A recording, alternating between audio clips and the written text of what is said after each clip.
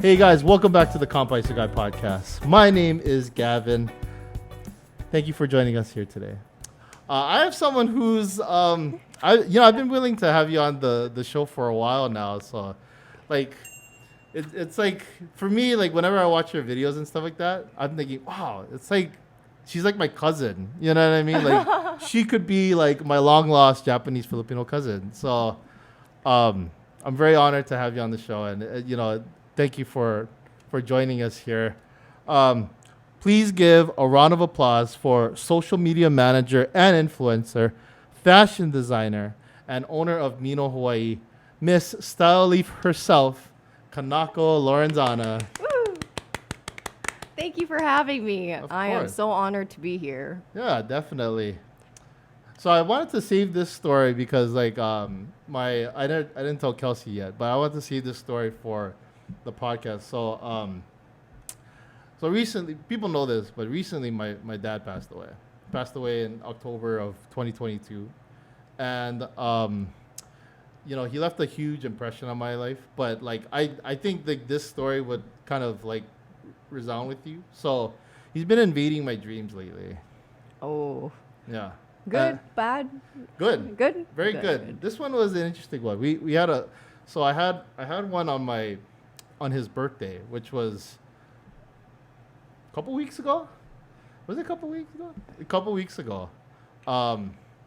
This one was a good one because this was the first time I dreamt of him since his passing. But and it was on the day that I recorded with James Mane. So we were at a drive-through, and not a drive-through. We were standing in line. It was like a L&L or like a Zippy's, right? We were standing in line, and he was in front of me, and which was crazy was, I knew it was him. So I tapped him on the shoulder. He had his white City Mill shirt. He had these cargo like pants, blue cargo pants. This is like his work clothes, right? Mm-hmm. He had slippers with socks on. That's like his regular work clothes, right? Because he would leave his Velcro shoes in the car. Anyway, and he was a handyman, so that was his thing. He wore Velcro shoes just because. Pro tip for people that want to get in and out of houses a lot: you wear Velcro shoes, I guess, because that was my dad's thing, right? So. Anyway, so I tapped him on the shoulder, and it was him. He had this huge smile, and he looked at me, and he was smiling, and then we got our food, we sat down, and we were talking story, just like anything, and it like felt like old times, but like I remember I hugged him, I felt the hug. Even when I woke up, it felt like I hugged him. Like Aww. I felt that hug. And I was crazy because like I actually felt like I was there, like with him. Yeah. And I was talking with him. And then of course like he told me like, oh, I gotta go, right? And then that's when I woke up and I was like, what the hell? Like that was so trippy. I remember I was bawling, I was crying. And then for today, I did have a dream about him, but this one was dumb because he was sitting in my grandma's house. He was naked. So he was naked. I didn't know. I assume he was naked. He made like a little hot tub in my grandma's house, and my cousin, I'm gonna just call him 10 because I'll tell Kelsey who it is later, but. My cousin was like his servant, so he was giving him stuff, and then I came in and I was like, what the hell are you doing here? Like, he's like, oh hey, how's it going? Good, thanks for visiting me again. He said that. Thanks for visiting me again in a hot tub, and he's already naked already, and he's in my grandma's house, and I'm like, what is this guy doing? And I remember we were talking story, and then I woke up, and I was laughing. Because I was like, this is something he would do, something stupid like this. So, but it was funny because like, just experiencing his presence even after his death was something that like I didn't think I would be would be feeling like that. So the reason why I bring it up was I know your mom was someone who was like a big inspiration for you. Yeah, huge inspiration. Do you get dreams like that of your mom? I wish I did. Unfortunately, I don't for some okay. odd reason. Yeah. Interesting. I would love to see her in my dreams, though. Yeah. I'm so sorry about your father passing away. Thank you. That was really recent. Yeah, it was. Yeah, it was. It's pretty fresh, but you know, like yourself, my dad was a huge inspiration for me. So like a lot of the stuff that I do today, it mirrored what he did. But of course, I do different things like podcasts like this. Then again, he did a radio show before, so I guess maybe it kind of fell in line like that. But yeah, it's very interesting. So Very cool. yeah, Yeah, I lost my mother in 2015. I was pretty young back then. I was 21 years old. And it was so crushing. Although my father was in my life, they weren't divorced or anything. She's the one that raised me and did all the work, dropping me off to school, picking me up, doing our laundry, cleaning, grocery shopping, enrolling me into piano lessons. And she did her best to show up to all my band concerts throughout high school. And she passed away from breast cancer. Yeah, she was diagnosed in 2009. But by that time, it was at stage 3 or 4, so it's pretty late detection. And after diagnosis, she survived 6 years, 5-6 years. that's amazing, actually. Yeah, it was crazy. So when she got breast cancer, she got a mastectomy, and she was fine. But then the cancer came back into her bone, in her spine. Oh, Yeah, so there was a tumor in her spine on her T9, and she had to go through surgery for that, and it was fine again, and then it came back another time, this time into her lungs and liver. And by that time, she was just so weak, she couldn't basically do anything. Chemo was too much, so yeah, just her health deteriorated really quickly too. She passed away, and when she passed away, I just got into UH in the fashion program. oh okay. Yeah, and I had to drop out that semester to take care of her, and thank goodness I did, because it was in that semester she passed away. Yeah. How did you feel during that time? Because like having it such at a like an earlier age, like 21. I mean, that's something like it's a transition for you. So like, were you kind of going through like when you got into like the UH fashion program, were you already being like, oh man, I'm ready to transition into something bigger than what you maybe recently wanted to do, but then like you had already this transition process with your mom. How did you feel that? Oh, I was so angry back then. Like, I was like thinking, why is this happening to me? I just started fashion. This is really what I want to do. If I drop out, will I even be able to go back? So I felt a lot of anger, especially because my mother actually paid for my tuition already. And by that time, if I were to drop out, we wouldn't get like a refund. And bills, hospital bills, she was in and out of the hospital, and I didn't see how much the hospital bill, but I already knew that it was a big one, and I felt so terrible that she would kind of be, or it would have kind of been a waste of money if I dropped out, but it wouldn't have been good for me to stay either, because I wouldn't have been able to focus in school. Yeah, it was so hard. I was immature too back then, and selfish.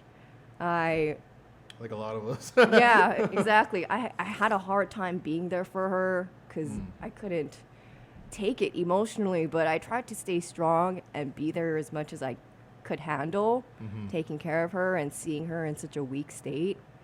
Yeah, when I was enrolled in school, before I dropped out, I would skip class anyway to like go to the beach. Okay. Yeah, I would go to the beach to just get my mind off of things. So I wasn't even doing good in school. So it was a good idea for me to drop out. Yeah. And I transferred from KCC too. Okay. So I was pretty bummed that I had to drop out, but it was for the best. No regrets. And I did get to go back the next semester. Okay, good. Yeah, I had to retake all the intro classes, but that's okay. At least I had an idea of the curriculum, so I felt better prepared when I went back to school.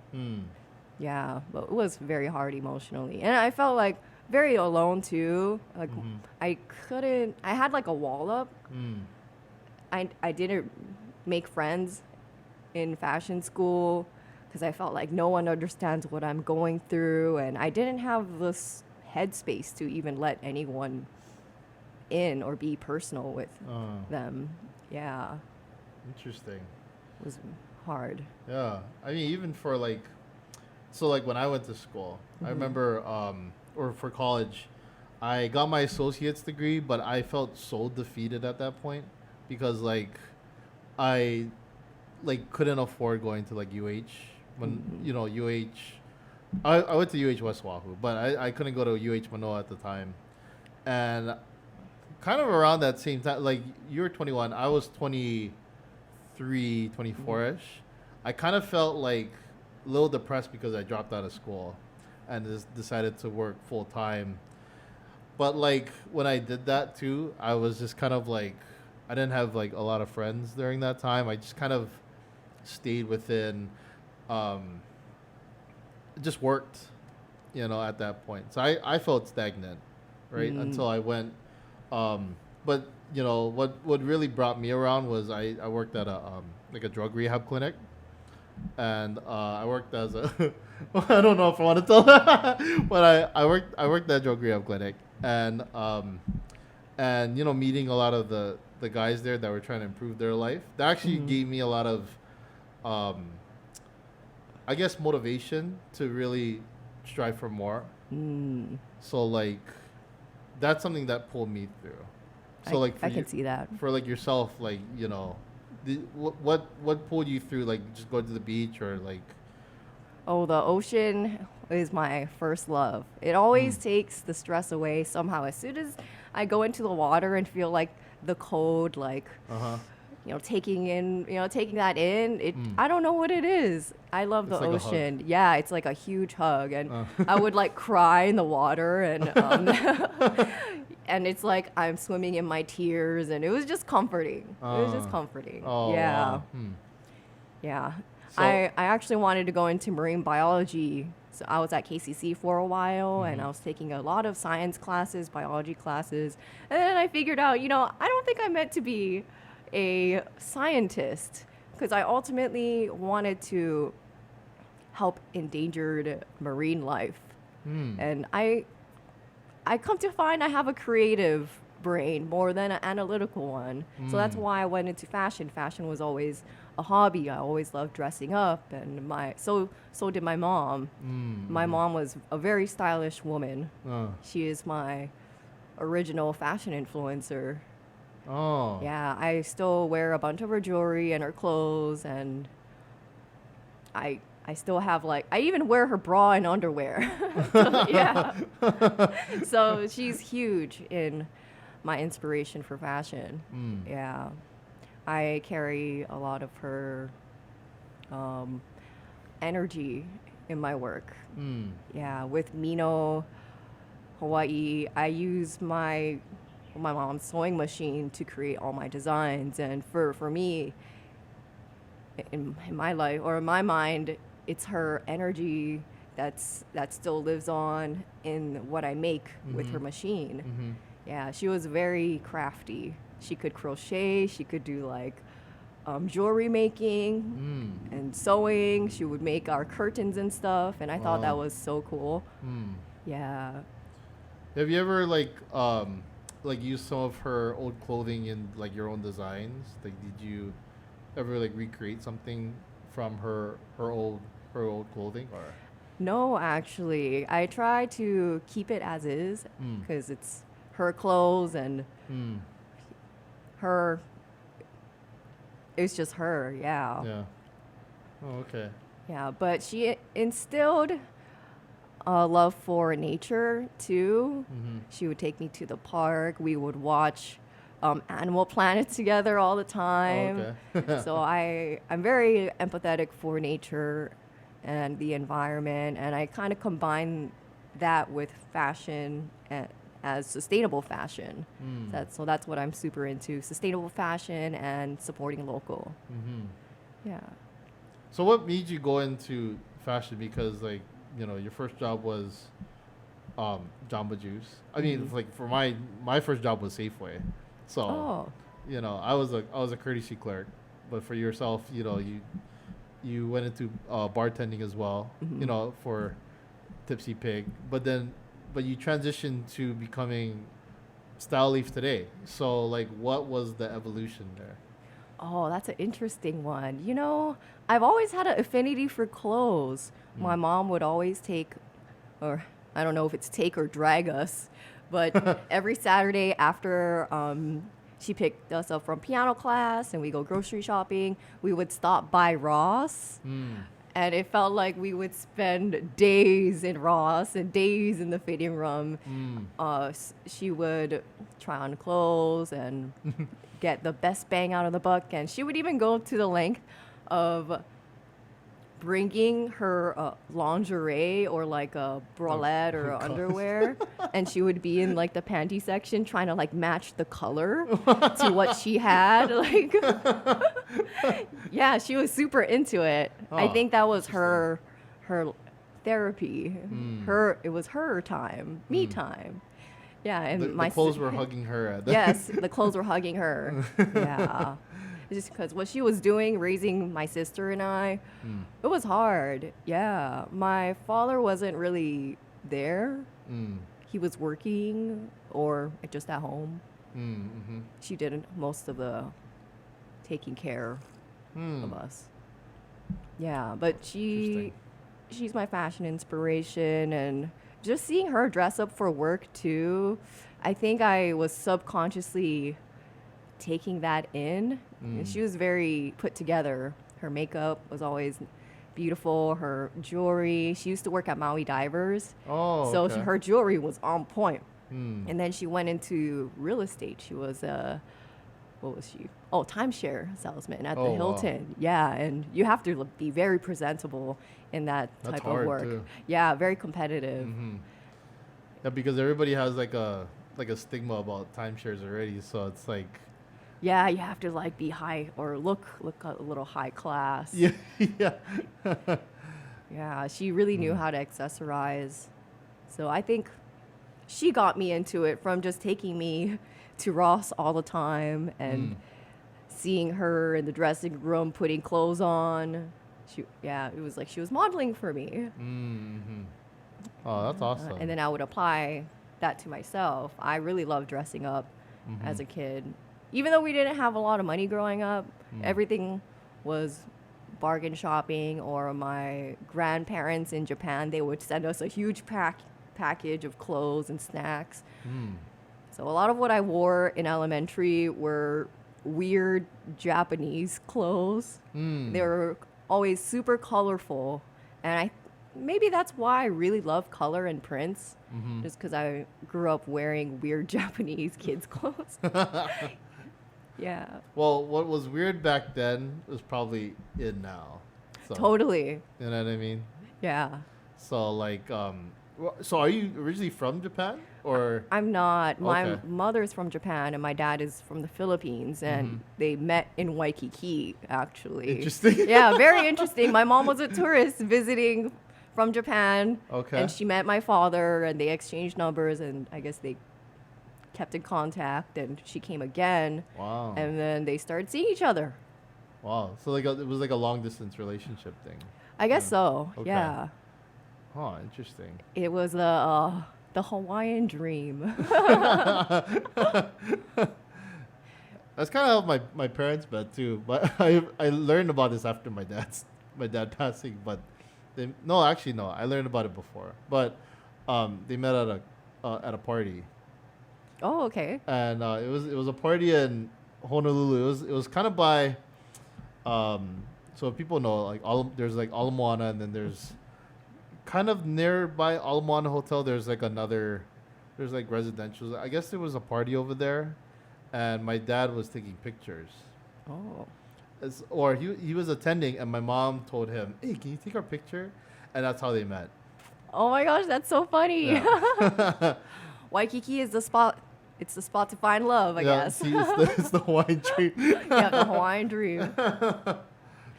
Yeah. So from, your being style leaf today, if you look back at what you were doing before, what are some of the things that you've taken from that past that you brought into your life today?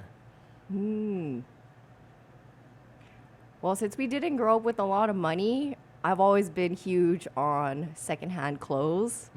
So I'm huge on thrifting.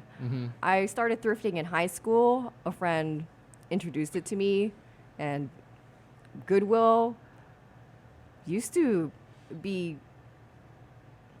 kind of like a rundown store, to be quite honest. And thrifting is trending now. Yeah. And Goodwill is like a huge, like, nice store with multiple locations. But back then, I went to McKinley High School, and there was a Goodwill store nearby. And after school, I think I know what you're talking about. Yeah, I used to walk there with my friend, and we would go shopping. We wouldn't buy things because we didn't have much money, but we would like have so much fun in the dressing room. And I think that added to my style too, finding myself, trying on old clothes, different types of old clothes. And I apply that to my design because I don't just do streetwear or aloha wear or casual wear. I do it all. I love it. I love it all. Yeah. Yeah, like I remember like Macklemore, his music video really brought back that thrift shop kind of vibe to it. I mean, yeah. And I totally get what you're saying because like my mom would go to Ross all the time. That was her thing. She would go at 2 a.m. in the morning. There's a Ross in Kaneohe, and she would drive. We grew up in Kailua, so she would drive from Kailua to Kaneohe at like 1 or 2 a.m. in the morning just to shop there. And she would tell me, like, let's go. You know what I mean? And I'm playing game at like 12 a.m. And I'm like, okay, fine, let's go. You know what I mean? But that was her thing. Her thing was that my dad, his thing was driving because he liked the AC, right? And he would go to Foodland and get fruits. But like, it's interesting, like, your parents, like, they have like all these little nuances, but how it influences, us today and like how we are today, as people. Yeah, it's so weird how we subconsciously take in information from them and we unknowingly apply it to ourselves. Yeah, because it like for my dad, like he was a pastor and a lot of different things, and I didn't really want to go into that route, but people would instill that in me. But my dad was someone that never told me like you should go serve at church and be a pastor. I ended up doing those things just naturally, but then like I had my own twist on it because my sister would swear a lot. So I was like, I still had a little bit of that grittiness because my sister was, it's funny, like when people see my sister, she's all tatted up and full Filipino, and she's is opposite. We're very opposite, but we get along so well. Like she's someone go to the club. She worked at Victoria's Secrets, like stuff like that, but super smart too, like incredibly smart. I tell people all the time she was, I think, genius level, but she didn't really want to apply that. She just wanted to do her own thing, which is fine. But I still think she was a genius level. That's cool. Yeah. Yeah. So, but like, you get some of that, and then you put it in with this guy who's getting influenced from his dad who's like a pastor, and then you have a mom who's like loves thrifting and she loves like getting stuff from Ross. So it's kind of a weird thing, like even like making the set kind of influenced by my family's like upbringing. So, it's like a lot of stuff is not from like one place. Like the mat's from Japan, or that light in the back, that's from Japan. From a store in Hawaii that I got it from Japan. So Anything from Ross? Anything from Ross? this is from City Mill. Okay, okay. This is from Ross. Oh, the bamboo. Yeah, I Yeah. like that. The bamboo. It's a vibe. Yeah. Yeah. Going back to Ross, though, I remember when I was in middle school, all my clothes were either from Japan, that was sent from my grandparents, or from Ross. And my shoes were always from Payless. And I was wearing these cool jeans. It just had a cool design. And a friend of mine complimented me on it. And she was like, "Oh, where did you get your pants from?" And then I said, "Oh, I got it from Ross." And she said, "Ew." And then I was like offended. I'm like, what's wrong with shopping at Ross? But I think that made me realize, like, I shouldn't even care where my clothes are from. As long as I like it, that's all that matters. And I think since thrifting is a trend now, a lot of other people are adopting that mindset. It's not about where it's from or how much it was. It's about how it looks and how you feel in it.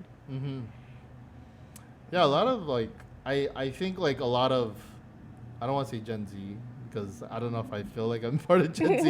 I don't know if we're part of Gen Z. I don't know what. I don't know either. I don't know what these. I think Gen whatever. That's what I think. But like that generation is like pulling a lot of things from the past, right? Because like I see a lot of kids these days. I don't want to say kids. I'm not that old, guys. I'm only 30. But anyway, they're pulling stuff from like the 80s. You know what I mean? Or like 80s rock, or like I saw these kids the other day. They were actually kids, and they were listening to Tupac. Oh. And I was like, where did you guys learn Tupac? You know what I mean? Like, that's pretty crazy. That's cool. Yeah. Yeah. But right now, 90s is popping. 90s is the trend. Yeah, they were vibing with like Tupac. The other day I saw some people listening to T-Pain, and I was like T-Pain's old stuff. Yeah. Like 2010 T-Pain. And I was like, what the heck is going on here? So it's interesting, like, how people are pulling some of that stuff. It's like they're almost like thrifting music at that point. Oh, that's a good way to see it. Yeah, I think right now the style that's trending, it's like a bunch of decades combined. I don't know if we're just losing new styles to wear, or we just really love clothes from back in the day. I think it's really cool. I love it. Yeah, definitely. So I wanted to switch some topics a little bit. I want to go into, because you study abroad. I can't pronounce the university name, unfortunately, but how do you pronounce it? Oh, it's Free University. Free. Yeah, I know it's a weird way to spell it with the I in it. I don't think I'm saying it in the correct German accent, but in the English accent, it's Free University. Okay. Yeah, I studied abroad there for a summer. I was studying. I was going to 2 classes. One was art history, and the other is fashion in Germany. Yeah, I loved it. The art class was a crash course art history class. I learned about the major artists from the beginning of time, or beginning of when art was created to now. Loved it. And for the fashion class, we looked at Holocaust prisoners and what clothing meant to them. Okay. Interesting. Yeah, very interesting. Along with observing current trends. So one assignment we had was observe what people are wearing on the streets, write it down, and try to summarize it. And another was trend forecasting, which was similar to what I just explained. Take something that we see on the streets and then forecast the trend out of it. Mm-hmm. And one of my forecasts was graffiti, clothing that incorporates like a aspect of graffiti Mm-hmm. into the design. I don't know if it actually became a trend, but it was a cool assignment. Mm-hmm. Yeah, graffiti is everywhere in Berlin. Yeah, definitely. Yeah, I really needed that because it wasn't the same year. It was 2 years after my mom's passing. I studied abroad. And to be quite honest, even though I went back to fashion school after my mom passed away, I didn't feel very inspired or in love with fashion until I set myself off to Berlin and learn about history and art. Then it really rekindled my love and enthusiasm for fashion. I needed that. Yeah. Yeah. So what time period of like, because you studied art history, what time period of like art or in history did you think like fashion was like, wow, that blew you away? Oh, I don't remember a lot of the history 'cause it's been so long. But I can say I really love 70s Oh, okay. fashion. That was when I might be wrong when I say this, but the peacock era began in the 70s. Women started working, and men, it kind of threatened men in like the dating scene because they can't just rely on their income to attract women. They had to level up their appearance. So they started dressing up. And Interesting. I really love that. I think fashion back then was a lot more flamboyant, a lot of colors and prints, and guys were experimenting with that, and I appreciate that a lot. Yeah, I love 70s fashion. And like the peace movement during that time really resonated with my own beliefs. You know, make love, not war. Yeah, yeah. Yeah. That's really interesting that in the 70s, like when the influence on women, you know, starting to work, how that really drove the trend forward for, you know, people like, you know, women and men. Yeah. Because I never even think about that. Like how certain influences, like it could be government or it could be something in the world that really drives forward the trend of like thrifting, for example, right? Thrifting's coming back. You know, a lot of people are trying to get styles from different eras and really bringing it forward, and how that influence is driven into the trend in today's society. Like that's pretty crazy. I don't know. Yeah, it is. And in the 80s, the influence of women became stronger in that the power dressing became a thing for women. That's why in the 80s there was a lot of shoulder pads in women's clothing. It was a way to, I guess, create a more masculine appearance or body shape for women. So I really love shoulder pads. I'm actually waiting for it to become a trend. Oh, okay. Again, Interesting. I think it looks very high class in my opinion. Yeah. Oh, that's no, yeah, you're right about that. Cause like there was I'm trying to think if my mom had like trying to think of her old pictures if she had shoulder pads. I feel like she did have. Now I gotta look through the albums, but I think she had. Probably. She had that back then. Yeah, I really like that structured silhouette. I think it's really cool. It almost had, because if you think about it, people are gonna think I'm a Illuminati guy, but like it would form a triangle if you think about it, because you have this, the broad, the triangle shape, and then, you know, it's kind of. Yeah, it goes down to the waist, Yeah. kind of like a man's body. Yeah. But that structure is, you know, people don't want to admit it, but like the triangle form, something about the triangle shows like a really predominant like structure. Something about it's like strong and confident. Yeah. Is what I think is communicated from that shape. Yeah. So some people are gonna think like Illuminati. This guy is trying to do his whole triangle thing, but no, that's what it is. So it's pretty crazy. Um, so when you came back from Germany, Hmm. what was the first thing that you wanted to accomplish in fashion or whatever you wanted to do in your career? I think I was still figuring myself out. When I came back to Germany, I had 2 more semesters left of school. Mm. Because I rekindled my love for fashion, and I felt super motivated Mm. to really kill my final project, which was the fashion show. Mm-hmm. Yeah, Oh. I remember for my last semester of school, the first day of class, our instructor told us the assignment was to come up with at least 16 to 18 designs Oh, by the next class day, which was in 2 days.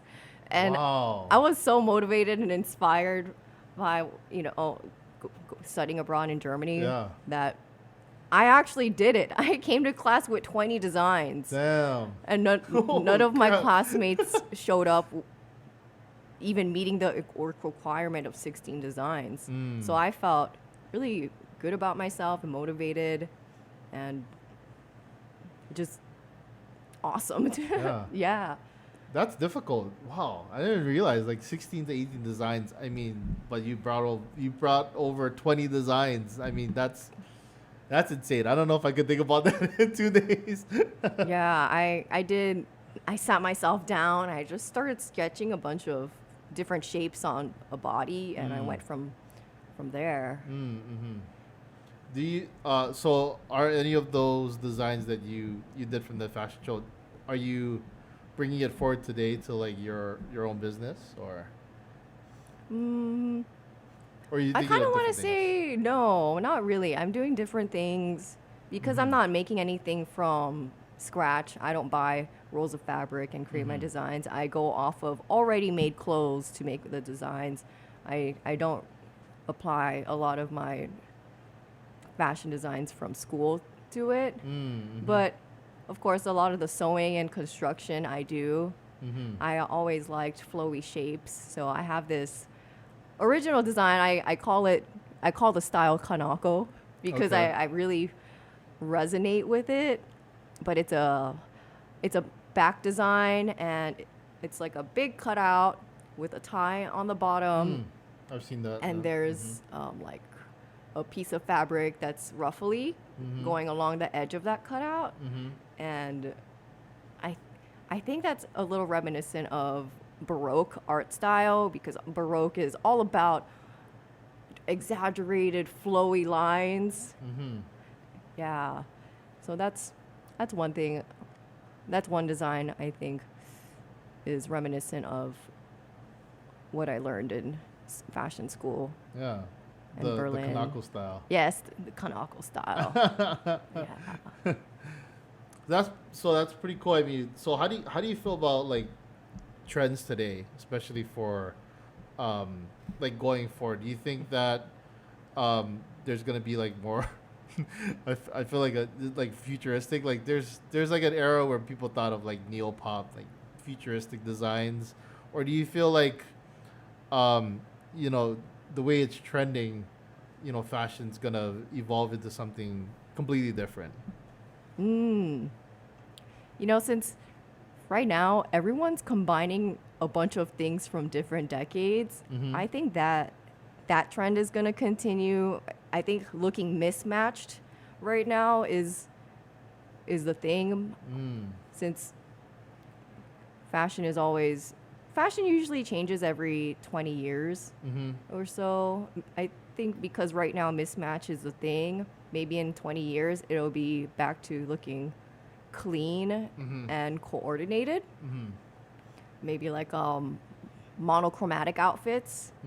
Yeah, Interesting. it really stands out, like wearing one color. Yeah, I think that'll be the thing. Like for me, people know I just wear black. So Yes, you're monochromatic right yep, there. that's a very I always say that's Gavin style. Black, just Asian style. Yeah. A lot of guys stick to black. That's Yeah. okay. Yeah. It's always clean, elegant, classy. Mm-hmm.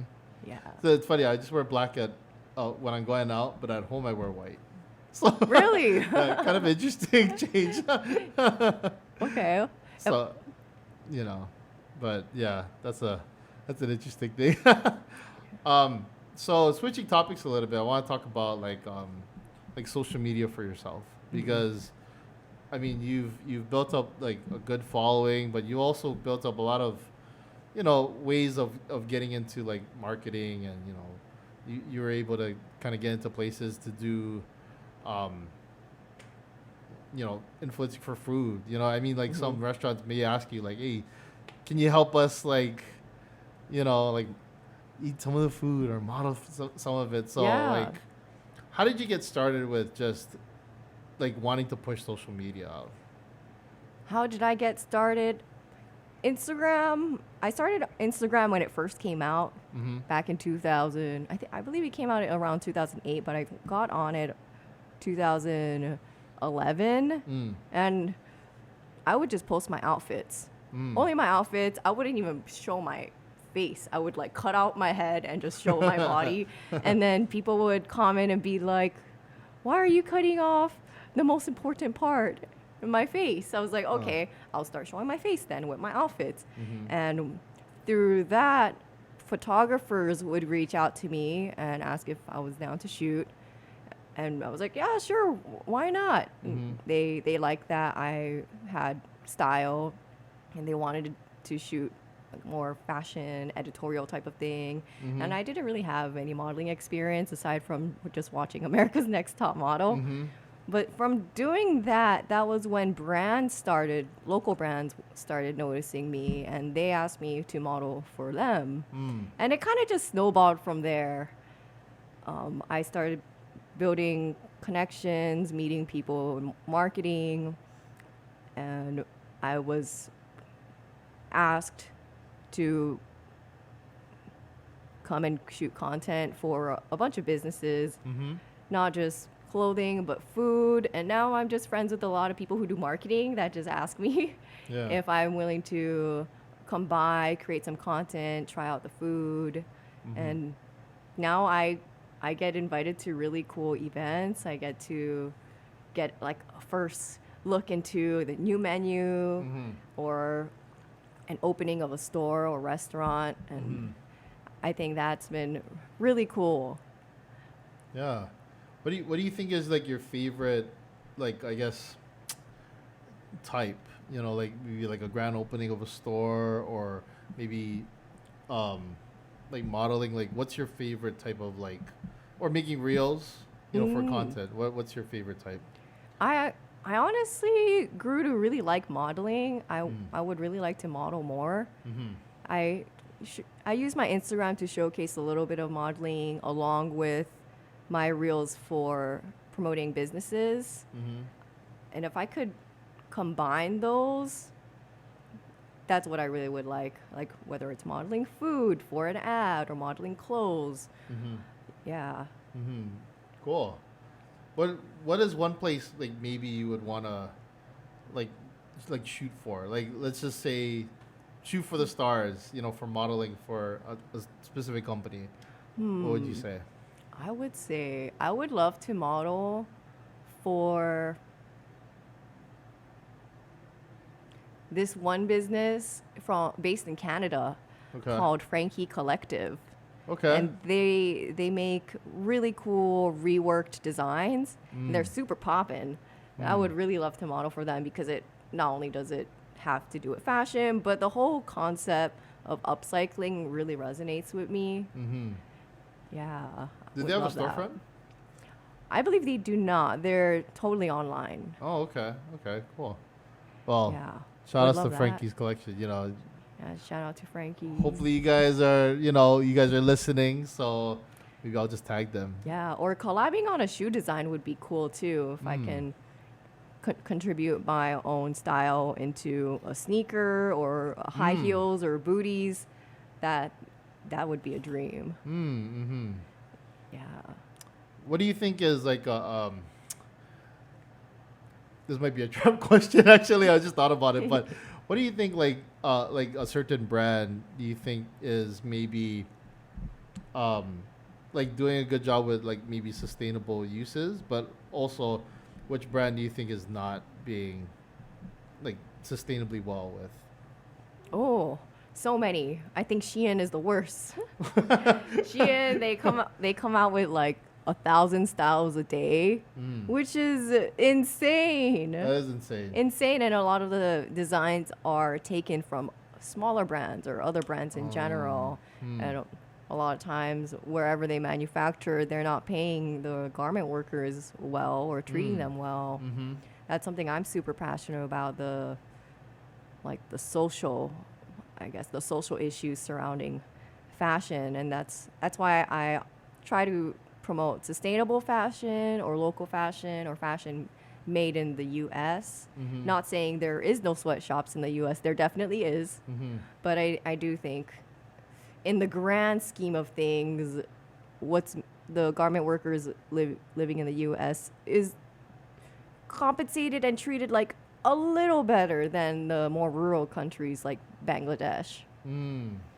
Yeah, so Shein is one. Yeah, Shein, screw you guys. Yeah. Man. Yeah, screw you guys. We don't like you. If we don't like you, Yeah. you can't sit with us. You know. You can't Kampai with us. Yeah. Yeah. So Shein is one.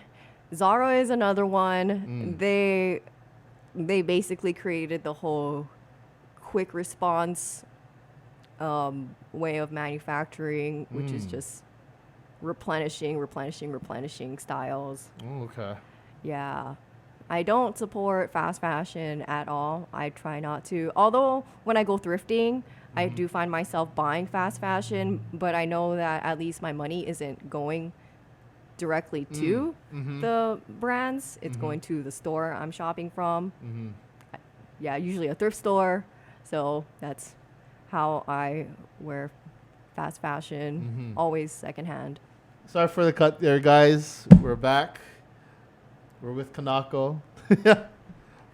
So, actually, during our little break, we were actually talking about something that was really interesting, but like how fashion can be made into a statement.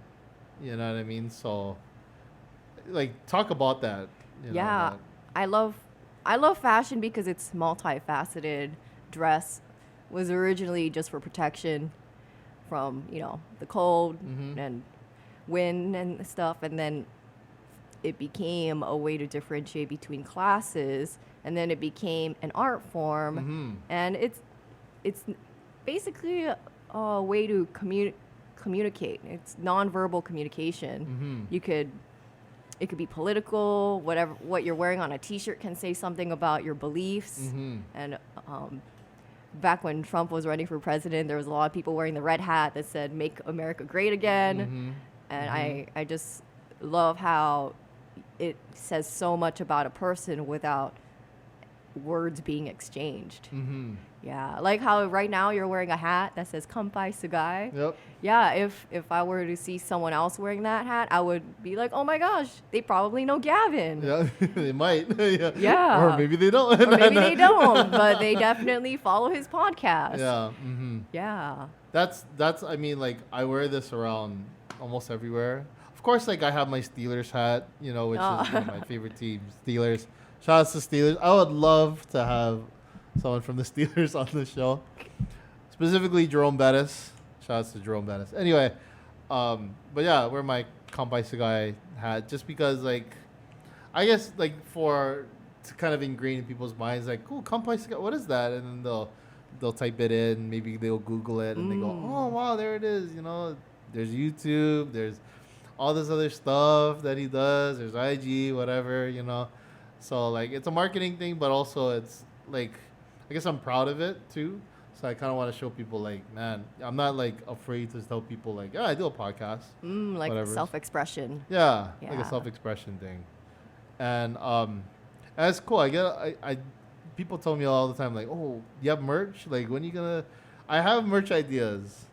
I do. I have merch ideas, but I just never unveiled it yet because... I don't know if I'm ready to go that route, but I'm definitely closer to getting to that route than I was maybe a year ago. So, Ooh. yeah. Let me know if you ever make that drop. I am down to rock Kampai Sugai. Oh, thank you. Yeah. If you come out with a T-shirt, I would love to like crop it or something and rock it like that. Yeah. Yeah, Make my own little twist on it. Yeah, that would be. Oh, thank you. Yeah. I have a so I have a shirt idea. It's a play on. I mean, I could say this because I don't think people can read my brain unless they can read it through the cameras. But it's like a play on drink responsibly.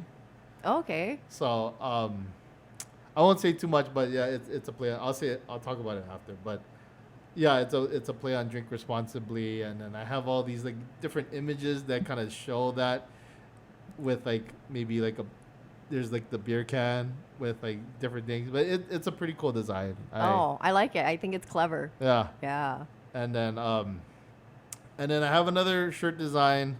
So this was back when I was doing Talk Story with Gavin Sugai, but the thing was, so I told my friend this, like we have this thing called vortexes. I don't know if you ever. So a vortex is basically someone who talks, but they don't let other people talk. Oh. So it's like you're getting sucked into a vortex because you want to pull out of it. Right? Makes sense. Yeah. But you can't. You can't pull out of it. So I wanted to do a play on that, and then have like one of my friends kind of depict that. Oh, that's an interesting concept. Yeah, I would want to see a shirt design like that with vortex with it. So that was my. I wonder what a vortex even looks like. A vortex. I feel like a vortex kind of looks like that lamp. Like if I were to think of like the cover of the light is the vortex that traps you in it. Right, the funnel, like you're getting yeah, sucked in. you're getting sucked in. It's gonna look kind of like a black hole. So like the person's when they're talking, I can talk about this. I don't think they know how to do this, but they'll have like the person, and then when they're talking, it will look like a black hole. Their mouth will look like a black hole. And then the person's like holding on for dear life, like, oh my gosh, I gotta get out of here, but I can't. Oh, I like that's kind of funny. Yeah. Mm-hmm. So, but like in life, like I've had that happen so many times where people are just like they'll talk so much that it's like you want to pull away, but you can't pull away. You're just so easy to talk to, and you're just so approachable. No, that might be why, or yeah. I don't know. Sometimes I just want to pull away. You know. I know what you mean. There's people out there who just can talk forever, and then you start to tune out and look away, and then they do this thing. Like they tap you like while they're talking. It's like, oh god damn it, I gotta look at them. I gotta look at them. Like so for myself, I don't know if you ever experienced this, but like if you ever get someone that talks so much that it's like you start to get drained, you start to fall asleep. I don't know. I get like that. Like there was this one guy that I remember he would talk for like an hour, and I'm super engaged, you know. I want to be engaged because I want to give them respect, but then like I was like feeling myself like it felt like a Kanako attack, but it wasn't a Kanako attack. It was a vortex attack, and I was getting drained. My life force was draining. Information overload. It was information overload, and my brain was exploding and it was shutting down. I could hear the windows shut down in my brain and. And it was gone. That's when I would like text someone on the side and be like, hey, can you call me real quick? Like, oh, hello. Oh, I gotta go. Bye. Also, now you know. Now you know. Oh my God. I shared my secret if I'm talking to you and I get a phone call. So that's how that's my shirt idea, the whole vortex thing, you know. But do you have any like for yourself, like for Style Leaf? Did you ever make like a whole like a logo for it, or? I actually did. I had my friend draw it out for me. It's on my website, but it's like it's a leaf because I'm style leaf, and then in the leaf it says Mino. Oh. Yeah, kind of okay. like how there's a stem Yeah, inside yeah. a leaf. Yeah, the Mino is in script, and that's like the stem Okay. inside the leaf. Oh, interesting. Yeah, I wanted to incorporate style leaf into Mino. Mm. Yeah. Do you have shirts and stuff like that too, or? I don't, but I definitely want to make stickers or tote bags with the logo on it. I just haven't really allocated the time to focus on it recently. Mm-hmm. Yeah, but definitely something in my future. Mm-hmm. Yeah. So you've been going into so for like we'll go into Mino a little bit. So have you like did like pop-ups? You've done pop-ups for different organizations and stuff. I can't think of the word right now, Yeah. but have you been primarily doing your business through online or? I mostly sold my products at pop-ups. Pop-ups are the most successful than Shopify or Instagram. Mm-hmm. My very first pop-up was at the Harbor's Market in 2021. That was super successful. Yeah, that really got my motivation up to keep up with Mino because making reworks, it's very time consuming to be honest because everything I work with, they're all different from each other. It's not just a t-shirt, it could be a blouse or a button up. So each piece I really think about what design to apply it, and sometimes one piece can take 8 hours to complete. So it takes a lot of like emotional energy to do a whole run, do a collection. Yeah, but that pop-up was a success. I've also popped up at the store doesn't exist anymore, but in Kailua there used to be a store called Environmental, which was a thrift store or a vintage store, a boutique actually, a vintage boutique. I popped up there, and my last pop-up was last year in the fall time, and this was in Eva area at a parking lot. I have some friends who sell sneakers. Shout out to Guava Stash. And they Love the name. Yeah, Guava Stash. me too. And they hosted an event called Guava Lane. It was very sneaker centric. Oh, okay. Yeah, but I popped up over there. That went well too. And I haven't popped up since. I've been traveling a lot and focusing on other work, social media work, modeling and stuff. Yeah, but definitely want to go back to doing pop-ups. Yeah. What do you think about running your business in Hawaii specifically? Because like, I don't want to put this the wrong way, but like Hawaii specifically, there's just so much things that really make it hard for business owners. I think, in my opinion, just because like there's GE tax, Yeah. which I think is a waste of time, to be honest.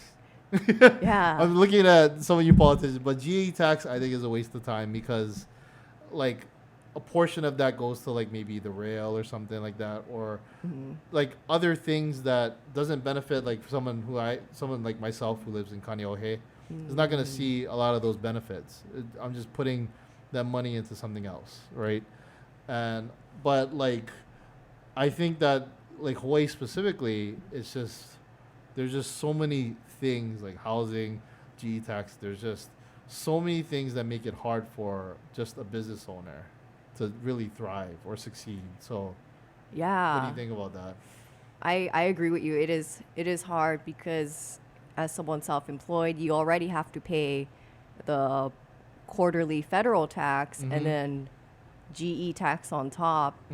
So it's a lot of expenses. And since everything is shipped here, that's another expense too. And as much as I want to support local for material for what I use for sewing, I find myself going online because it's just cheaper than buying it at stores here.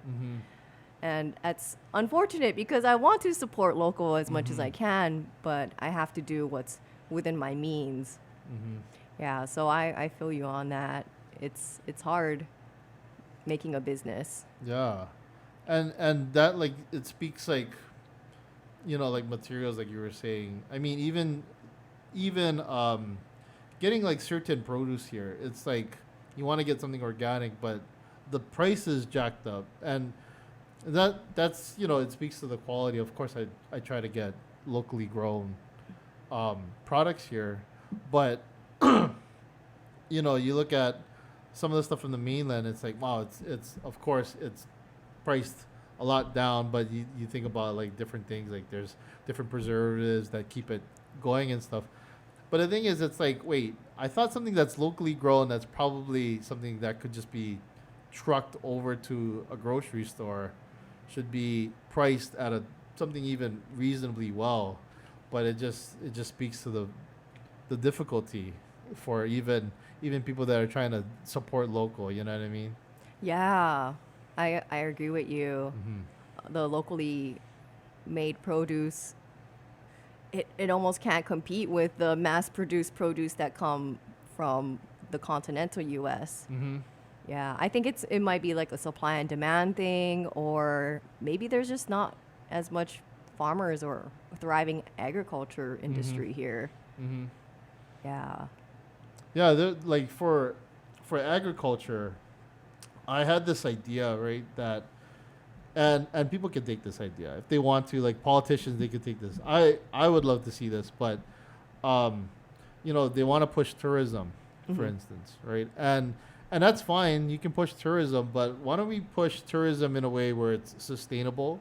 So let's say, like, there's a farm, right? And it's a um, kind of like a dole plantation. But the thing Mm. is, the farm is, maybe there could be like tours and stuff like that. There's a restaurant that uses specifically grown materials from that farm, Mhm.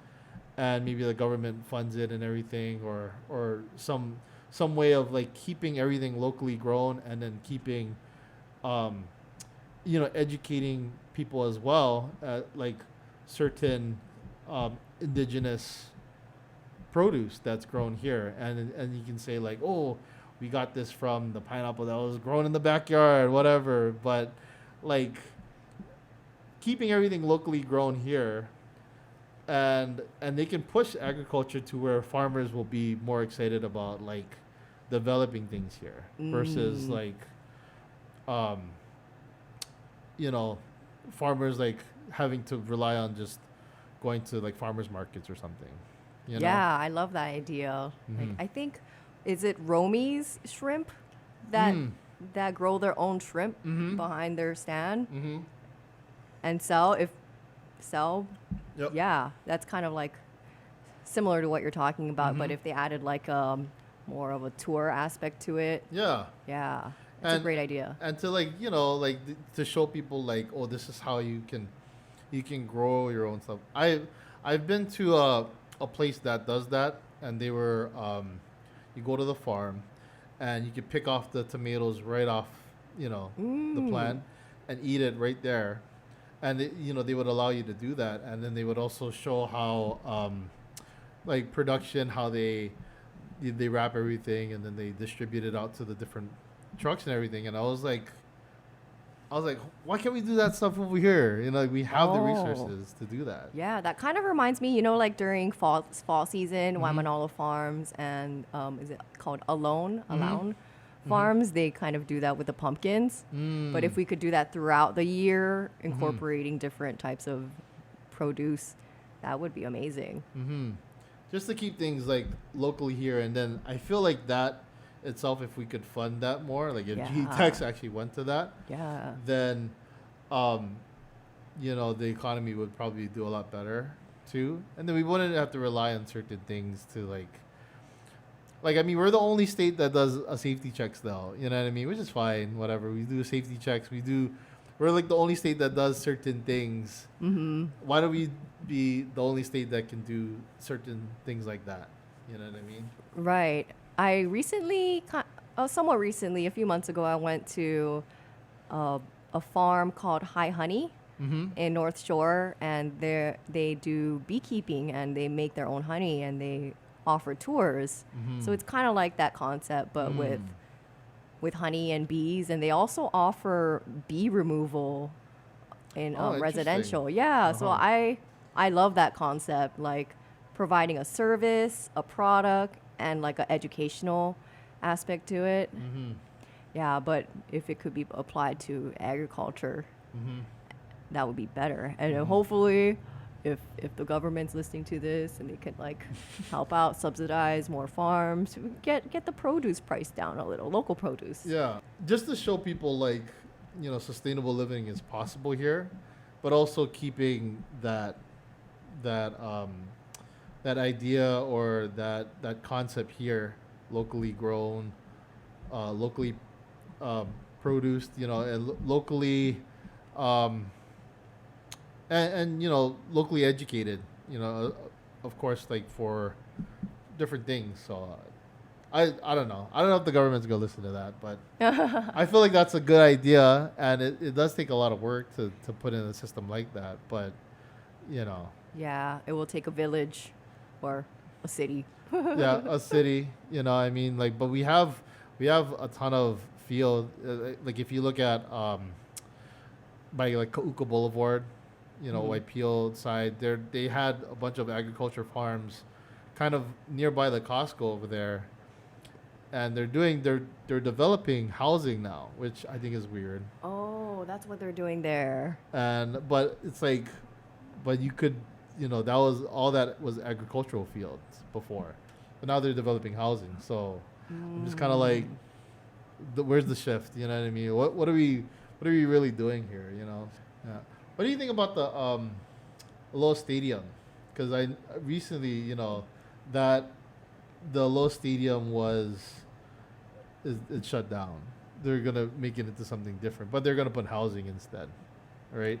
Oh, I was trying to look into what are the plans with Aloha Stadium, and online it looks like there's a few options, but the main concept is to create a whole entertainment district out of it. I'm a little neutral on the subject because Aloha Stadium hasn't been utilized for any games. I heard from a friend that it's been condemned, like unsafe, to be like fully utilized. And so I think it's a good idea for them to reconstruct it. But if they're going to create more housing, I don't know about that. Because there's so many construction going on already, especially in town. Do we really need more housing? Yeah. That just encourages overpopulation. Yeah. And then that makes me think about inflation. It also makes me think about how is Hawaii or Oahu's sewage system gonna handle all the new pipes? Because I know our sewage system It's crying. is it's bawling. It's outdated. Yeah, and then the sewage system, of course, spills out to the ocean, and that's like a whole another like environmental issue. Yeah, I think the environment is in jeopardy with all the development going on. Yeah, but as far as the Aloha Stadium, I'm kind of neutral about it. I do see a need for development in that area. I just hope they don't take away the swap meets. I think they took it away. No. Yeah, I'm bummed about that too, because I mean, luckily we just went to the swap meet December, so to see that being taken out, it's like, damn, what the hell? Oh, that's rough, because I used to go to the swap meet almost every weekend, and it's literally part of people's livelihoods. So if that gets taken away, and what are the families that rely on it? What are they gonna do? Where are they gonna go? Yeah. Because I seen the plans. Of course, those plans were declined. They were denied, so they're revising it. Oh. But yeah, before, I don't know if people can look it up online, but there was the stadium, which was cut in half. So it's just the field, and then they're gonna have like some kind of like entertain, like just like half the stands, like so half the amount of people could attend. Like that a stadium. like a venue or like a concert venue type Yeah, of it thing. was Yeah. a concert kind of venue, and then around that is residentials. There's a big parking lot, but there's Oh. also like here's a big residential over here. Here's one. Here's a apartment complex all around, all luxury apartment complexes around, and and I was like, what the heck? Like Oh man. that's what we're turning that More into. luxury condos. Yeah. Oh my gosh.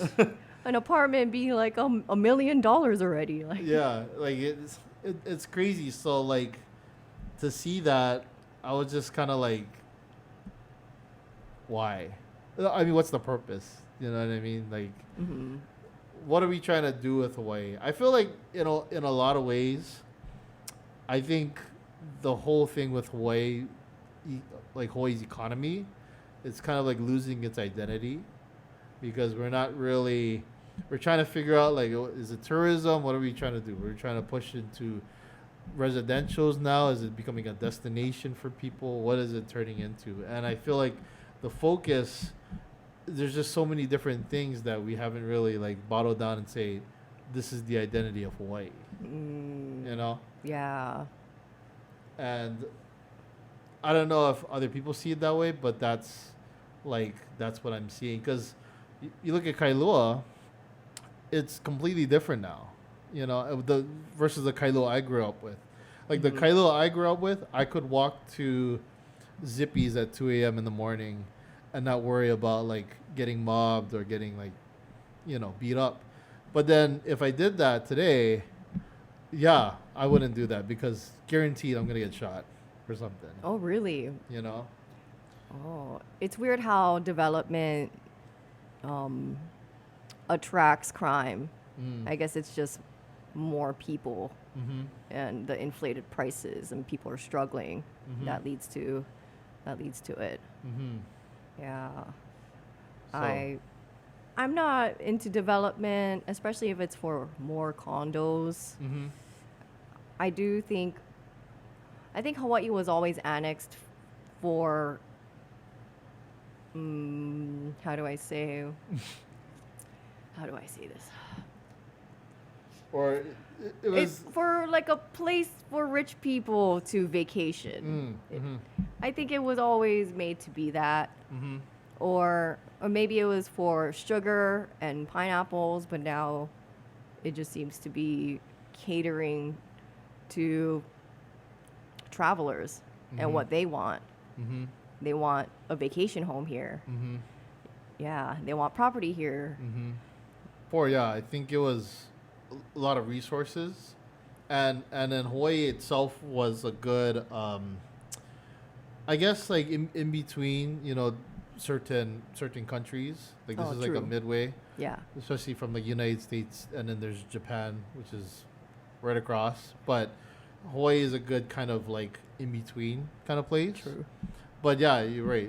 It's turned into something that's it's a destination for people to escape from. But then people that are living here, they want to escape from that. You know what I mean? Yeah, it's a weird paradox.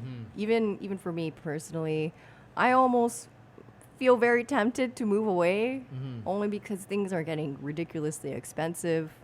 How is our generation supposed to, and generations that come after, live here, like buy a house here, and have careers that they're actually passionate about without catering to tourism. Yeah, Yeah. How are we supposed to thrive? exactly. It feels like we have to work in a business that caters to the visitors here in order to survive. Yeah, like my mother, she went into real estate for that reason, so she could survive here and stay here too. Yeah, and even for businesses that I work with, they want the visitors to shop at their store because the locals can't afford to shop at their store. Yeah, so it's like a weird paradox. Yeah. That's sad. That's really sad, though. It is. Yeah. And going back to my business with Mino, I see that struggle too, because the local people here, they I don't want to say they don't care about fashion, but it's not in their priority because they prioritize making the month's rent over Mm-hmm. what they're wearing. Mm-hmm. So for me, I feel that struggle where I have to break out of Hawaii's market and market to like continental mainland where they can afford buying my designs. Mm-hmm. Yeah.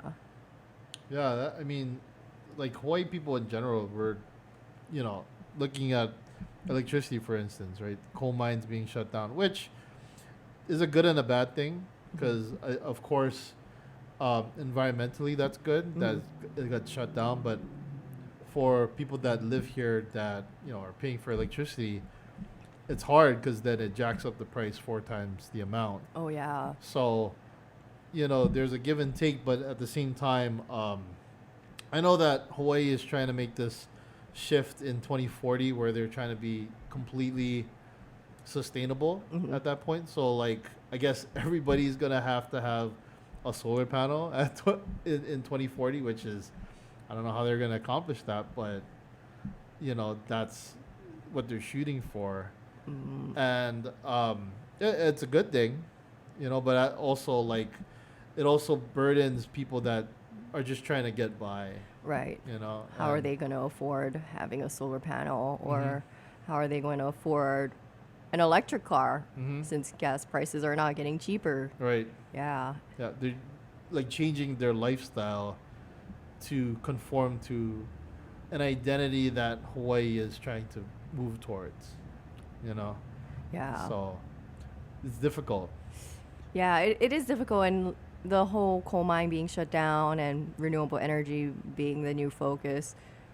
It's weird for the environment because now we're working on solar panels in, I believe, Mililani, like built on the mountains, and then the wind farms, and that has a effect on the environment too. And I Right. wonder, does that effect help more versus the coal factory that we Right. had? I don't know. I'm not like a scientist, but it does make me question the environmental effects.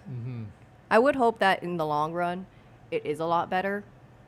Yeah, but the transition into it is totally jacking up the prices. Even my electric bill is looking ridiculous. Yeah. But yeah, you're right about that. Like certain wind farms, and there was a thing. I'm trying to remember the protest about the wind farms disturbing the schools around the districts that live there, and it and how the wind farms. I can't remember the school, but the wind farms are really like loud, and they were just really disturbing the community there, and people were protesting that because they're like, hey, shut these things down. They're bothering us. But like you're right, like we're building, big solar panel farms, big wind farms, and sustainably it's good. It's good for the environment, but also it could have a negative effect. Certain communities, it takes up some more space as well because, but then we're already trying to build more big luxury condominiums, right? So we're building up rather than wide, and people say like, oh, you can't put up billboards and everything. Well, what's the difference? I mean, we have all these big high rises. What's the difference there? You know what I mean? Yeah. Oh, I didn't think about the billboard thing. Yeah, that's a good argument. So, that just kind of goes back to the whole Hawaii's identity. Not really sure where it's going. Yeah. Perhaps it's a way to stimulate the economy with new jobs, like sustainable jobs too. But I find that a lot of people are trying to move away from labor work and trying to get into more tech sort of jobs too. And I think trade work, or I know like the statistics show that trade work is decreasing, or having skilled laborers is decreasing. Mm-hmm. So that's another thing that will probably inflate to anything related to trade work. Mm-hmm. Will become more expensive in the future. Mm-hmm. Yeah. And people want to they want to pursue like entrepreneurship, and they want to pursuing their own dreams and really getting stuff out there, and it's hard because people got to be for people to like afford a house, they have to be an accountant, a lawyer, or a doctor, and that's not everybody wants to do that. Yeah. And that's sad. I think it's terrible. Yeah, I Mhm. agree. It's hard, and then they got to pay taxes if they have their own business. Yeah. The GE tax. Yeah. So that's the G tax. So aside from that, we've beat down Hawaii's identity enough, I think. But for yourself, I want to ask like, what's next for you? Because like I think you maybe taking a step back, like taking a hiatus on Mino Hawaii, but like, what's next for you? Because there's so many different avenues. I mean, as much as we talked about like beating down Hawaii, like Hawaii's identity and everything, for yourself, I think there's so many things that you could really dive into still. Yeah, definitely. I'm in the crossroads right now. I'm a little confused for my own identity because I do want to grow Style Leaf and influencing, but I also have a strong interest in like modeling and acting, but I also love fashion and design. But I definitely want to take Mino Hawaii off of hiatus and grow that business because I think in the long run it will be more sustainable. Yeah. Yeah, I don't know how much longer, Instagram influencing will continue, and as far as modeling, there's a shelf life there. So definitely want to focus on growing Mino. Yeah.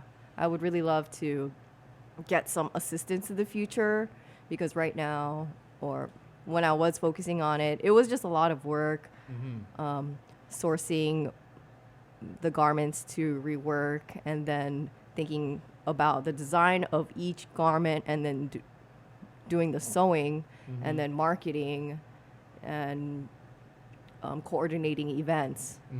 Yeah. You're thought about doing your own fashion show too for Mino Hawaii in the future, or? I have considered it. People ask me if I do want to do it, and part of me would really like to, but definitely not there yet. Yeah, that one's a lot of work. Yeah, definitely not there yet. Where would be the venue that you would ideally would want to do that? It would be really cool to do it at Ala Moana Center Stage. Oh, okay. Yeah. Yeah, showcase it to, the locals shopping there and the visitors shopping there.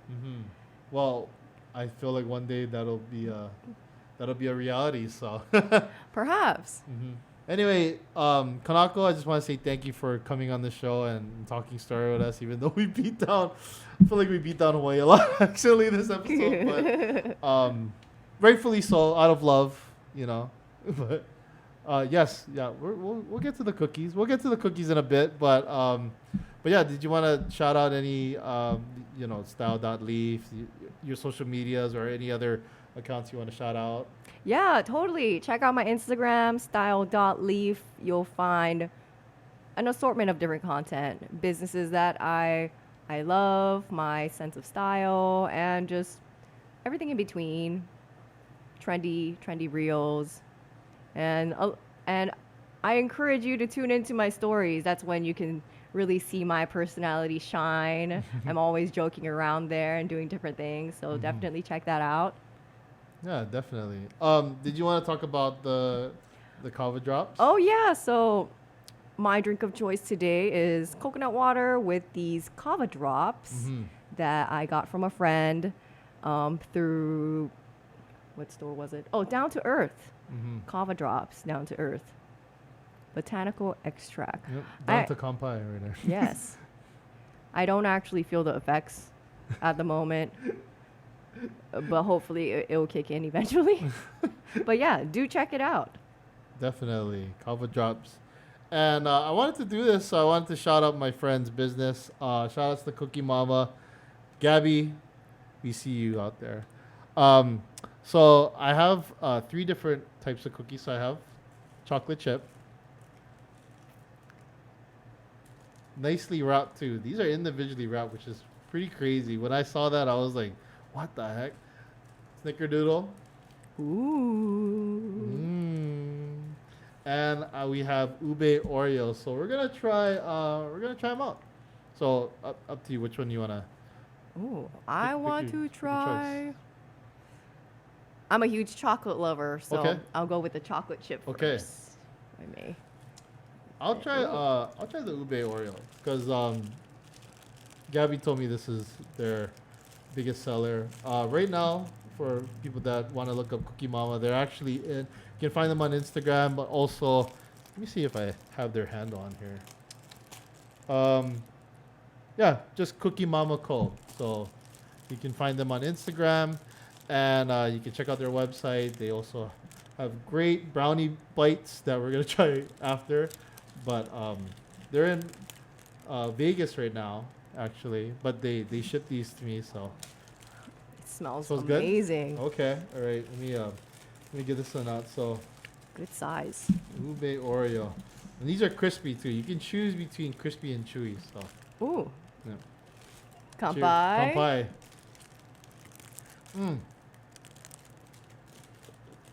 I like the smell. Right? Can I try a piece? I'll just. Oh, yeah, thank you. Here you go. Here. Try a piece of the chocolate chip. Wait, Oh, chocolate chip. let me. I don't know where the chocolate is. But yeah. This is good. It's Yeah, that is good. yeah, it's Here. has a good bite to it. Thank you. If you make these fresh, you make some more working. But these are good. What's your initial reaction? What do you think? My initial reaction was just the smell. It was intoxicating in the best way. But I like the texture. It is crispy. Yeah. But it's not like crumbling kind of crispy. It's just the right amount of crispy. Yeah, this is good. The smell, like, it really hits me. Like, I was like, oh wow. Like, I could smell the ube. And good chocolate flavor. Oh, it's really good. For food influencing, do you do stuff like this? Like, you just, like, you try out something and then, like, you guys talk about it, or? Not really, to be honest. I think everything I do try, it's usually like really good anyway. Okay. To be honest, I don't have a any harsh critique on the foods I try. Yeah, Hawaii has great food. Oh. Yeah, so we're so lucky to live in such a melting pot of cultures. What about boba? Because there's a ton of boba places. Do you like boba? Oh, I love boba. It was an addiction last year, and I've been trying to not drink so much boba this year. Good. I've had boba once this year. Oh, Doing good. really. I sound like a recovering boba addict, but I love boba. Definitely. addict. A boba addict. A boba Yeah. addict. Anyway, Kanako, I just want to say thank you for coming on the show. Thank you for sharing with us. And if you guys are at home, you guys know we're gonna do a Kampai. So, Kanako, this is to you. This is to Mino, Hawaii. This is to everything you're doing. Social media, influencing, but everything you're gonna do in the future. I think you're gonna do a lot of great things in the future. Oh, thank you. The future is bright. So Kampai. Likewise. Kampai. Thank you.